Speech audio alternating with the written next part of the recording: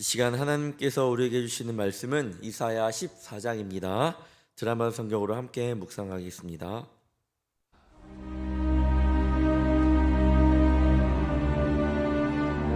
여호와께서 야곱을 긍휼히 여기시며 이스라엘을 다시 택하여 그들의 땅에 두시리니 나그네 된 자가 야곱 족속과 연합하여 그들에게 예속될 것이며 민족들이 그들을 데리고 그들의 본토에 돌아오리니 이스라엘 족속이 여호와의 땅에서 그들을 얻어 노비로 삼겠고 전에 자기를 사로잡던 자들을 사로잡고 자기를 압제하던 자들을 주관하리라. 여호와께서 너를 슬픔과 곤고와 및 내가 수고하는 고역에서 놓으시고 안식을 주시는 날에 너는 바벨론 왕에 대하여 이 노래를 지어 이르기를 압제하던 자가 어찌 그리 그쳤으며 강포한 성이 어찌 그리 패하였는고 여호와께서 악인의 몽둥이와 통치자의 귤을 꺾으셨도다. 그들이 분내어 여러 민족을 치되 치기를 맞이 아니하였고 노하여 열방을 억압하여도 그 억압을 막을 자 없었더니 이제는 온 땅이 조용하고 평온하니 무리가 소리 높여 노래하는도다.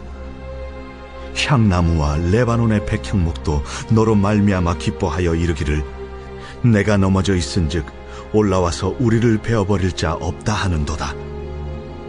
아래의 수월이 너로 말미암아 소동하여 내가 오는 것을 영접하되 그것이 세상의 모든 영웅을 너로 말미암아 움직이게 하며 열방의 모든 왕을 그들의 왕좌에서 일어서게 하므로 그들은 다 내게 말하여 이르기를 너도 우리같이 연약하게 되었느냐 너도 우리같이 되었느냐 하리로다.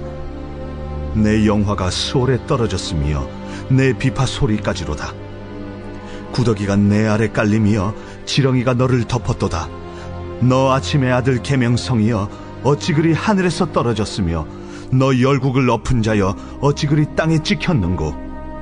내가 내 마음에 이르기를 내가 하늘에 올라 하나님의 뭇 별 위에 내 자리를 높이리라. 내가 북극 지폐의 산 위에 앉으리라. 가장 높은 구름에 올라가 지극히 높은 이와 같아지리라 하는도다. 그러나 이제 내가 수월 곧 구덩이 맨 밑에 떨어짐을 당하리로다.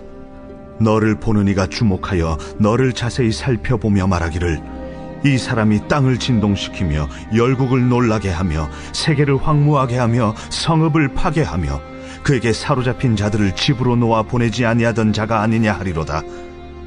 열방의 모든 왕들은 모두 각각 자기 집에서 영광 중에 작업만은 오직 너는 자기 무덤에서 내쫓겼으니 가증한 나무가지 같고 칼에 찔려 돌구덩이에 떨어진 주검들에 둘러싸였으니 밟힌 시체와 같도다.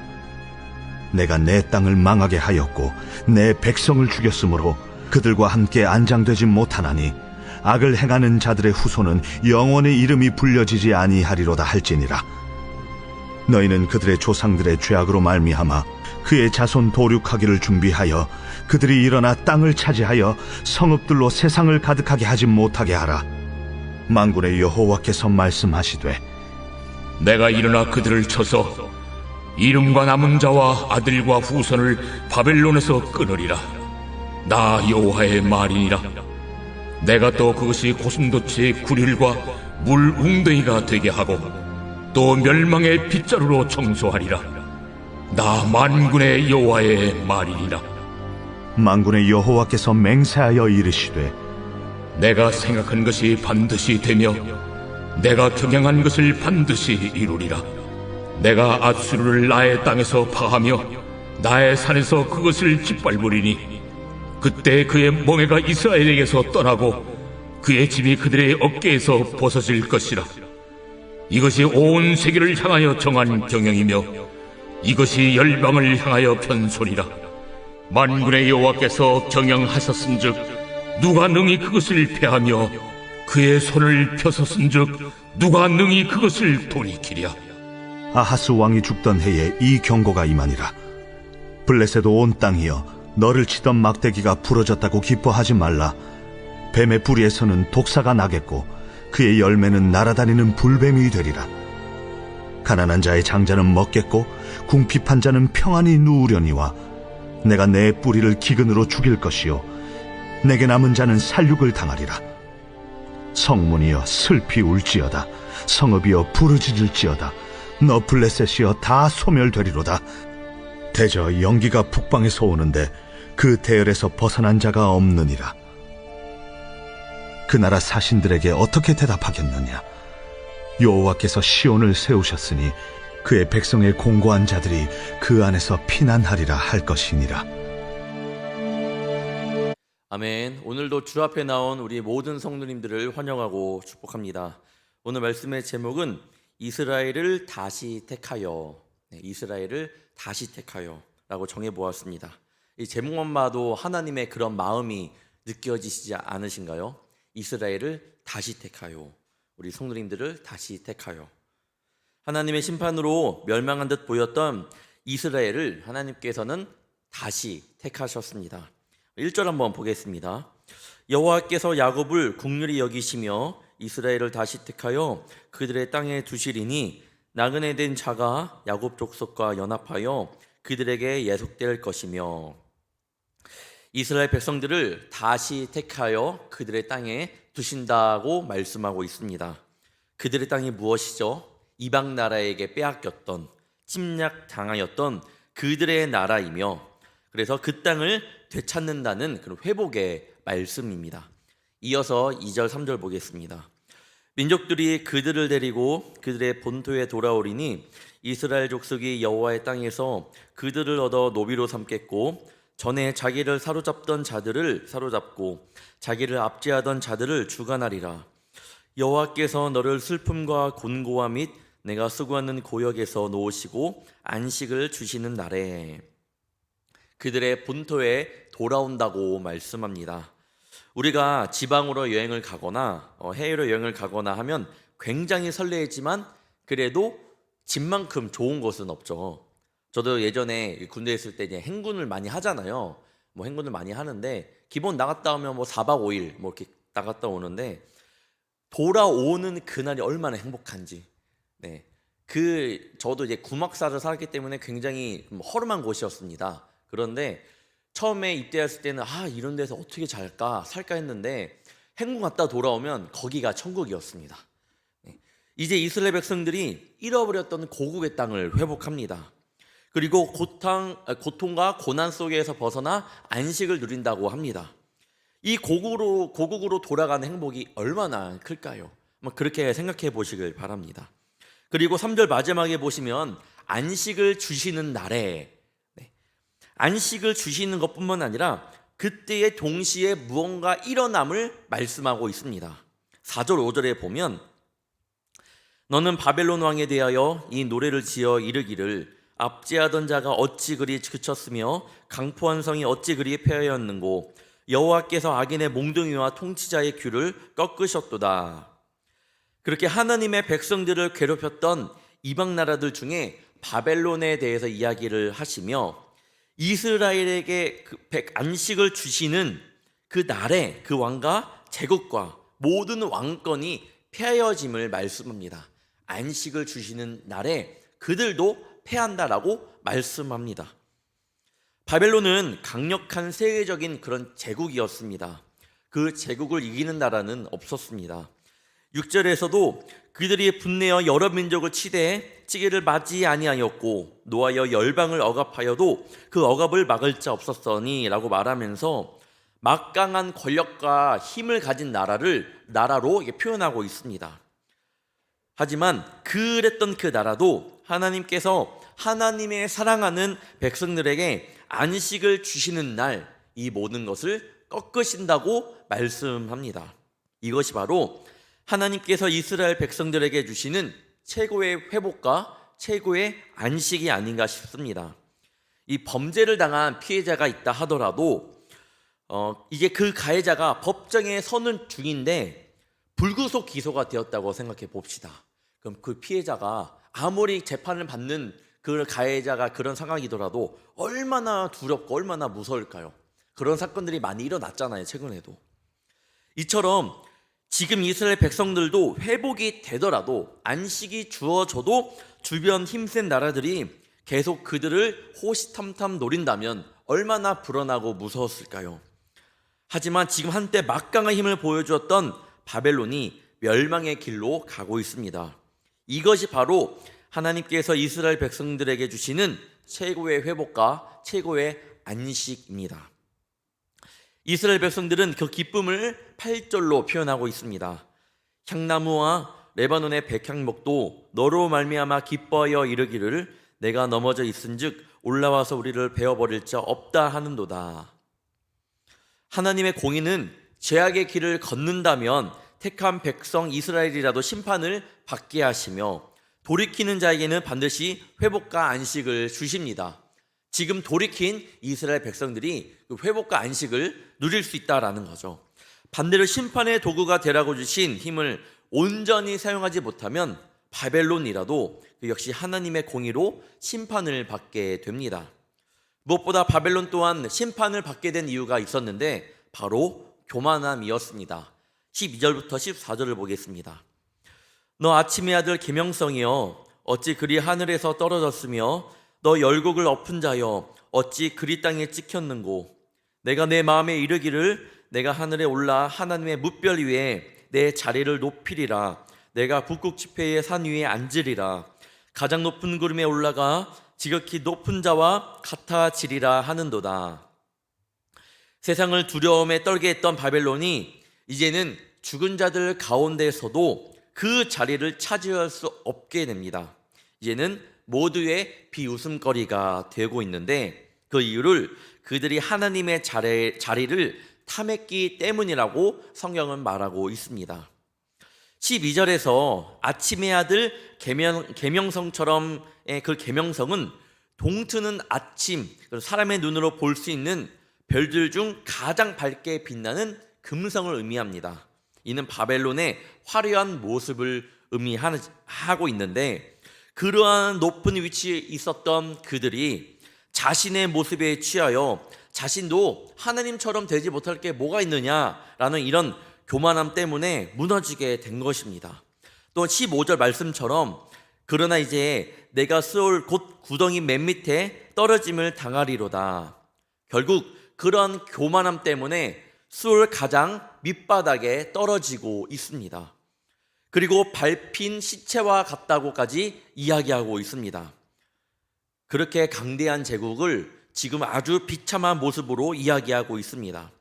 분명한 건 20절에 보면 내가 내 땅을 망하게 했고 내가 내 백성을 죽였다고 말합니다. 그들의 모습이 스스로 화를 자초하게 되었던 것입니다.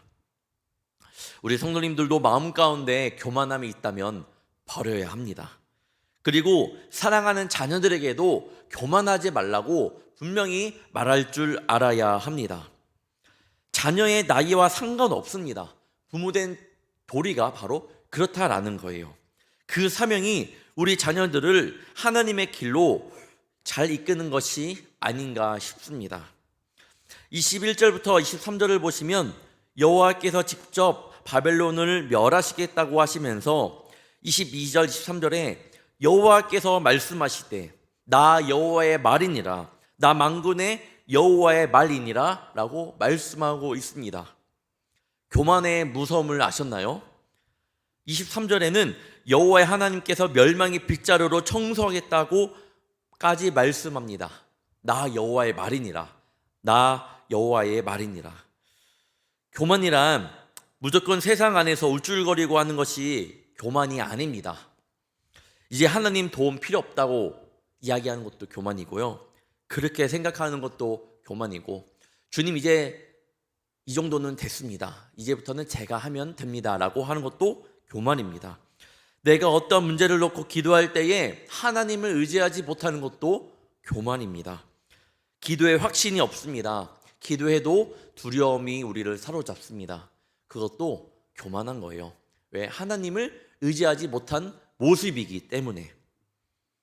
그때 혹여나 여호와께서 나에게 말씀하시되 여호와께서 여호와의 말이니라 그런 말로 우리를 심판하시면 얼마나 무서울까요? 여러분 그런 무서움을 알아야 됩니다. 이 모란 모습도 교만한 모습이라는 것을 반드시 알아야 됩니다. 이제는 바벨론을 이어 아수르와 블레셋 같은 나라에게도 심판의 메시지를 말씀하고 있습니다. 아수르에게도 분명 하나님의 뜻하신 목적이 있었음을 우리는 지난 10장에서도 보았습니다. 하나님의 진노의 막대기와 몽둥이로서 역할을 해야 했던 아수르도 역시 교만하여져서 완악한 마음에 그 열매와 높은 눈의 자랑을 일삼았습니다. 그 즉시 아수르도 바벨론과 같이 자신의 교만이 자신을 치는 심판대가 되었습니다. 그리고 스스로 몰락해 버렸습니다. 특히 25절을 보면 내가 아수르를 나의 땅에서 파하며 나의 산에서 그것을 짓밟으리니 그때 그의 멍에가 이스라엘에게서 떠나고 그의 침이 그들의 어깨에서 벗어질 것이라. 그 주님께서 그것들을 짓밟으실 때 말씀합니다. 주님께서 그것들을 짓밟으실 때 그때에 그들의 멍에가 이스라엘에게서 떠나간다고 말씀합니다. 위에서 회복과 안식을 주실 때 우리에게 그렇게 주신다고 했잖아요. 안식을 주시는 날에 바벨론의 멸망. 여기도 지금 그것들을 짓밟으실 때 그들의 멍에가 떠난다. 이스라엘에게서 떠난다고 말씀합니다. 하나님은 우리에게 회복과 안식을 주실 때 그렇게 해주십니다. 조금이라도 두려움을 주시는 분이 아닙니다. 주실 때는 확실히 우리에게 회복과 쉼을 주시는 분이심을 반드시 알아야 합니다. 또한 이렇게 이끌어 가시는 것을 하나님의 경영이라고 합니다. 27절에 보시면 만군의 여호와께서 경영하셨은즉 누가 능히 그것을 피하며 그의 손을 펴셨은즉 누가 능히 그것을 돌이키랴. 하나님의 경영은 반드시 이루어집니다. 그래서 우리를 향한 계획 역시 완전함을 우리는 믿고 따라가야 합니다. 하나님께서는 회개하면 용서해 주시며 다가오면 안아주시고 우리에게 한 약속을 절대로 잊지 않으십니다. 그러나 끝까지 회개하지 아니하고 교만한 모습을 버리지 않는다면 때로는 무서운 심판의 모습으로 우리 앞에 서 계십니다. 그래도 무엇보다 하나님의 경영 철학 중에 잊지 말아야 할 것은 바로 사랑이라는 겁니다. 모든 것은 사랑에 기초합니다. 그렇다면 우리 인생의 경영 철학은 무엇인가요?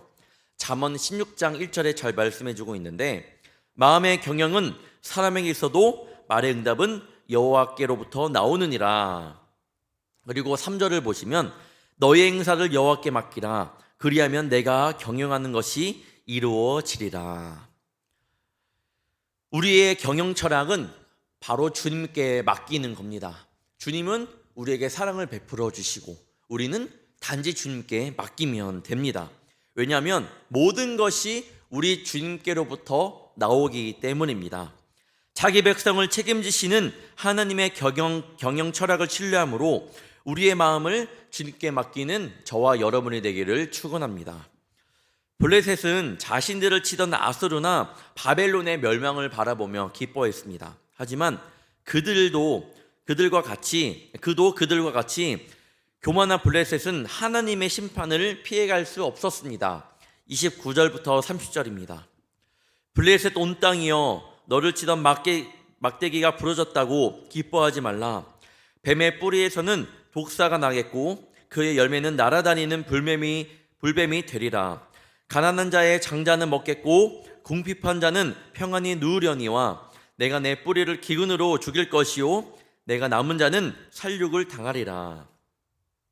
아수르와 블레셋의 멸망 그리고 바벨론의 제국의 그런 등장과 최종 멸망까지 모두가 하나님의 계획 속에서 이루어지고 있습니다. 지금 힘이 있다고 그 힘을 절제하지 못하고 공의롭게 사용하지 못한다면 무엇보다 그럼으로 인해 교만한 모습을 갖는다면 절대자이신 하나님의 손에 반드시 꺾이게 돼 있습니다. 이제 그러한 모습들을 보는 이스라엘은 어떻게 해야 될까요? 바로 32절입니다.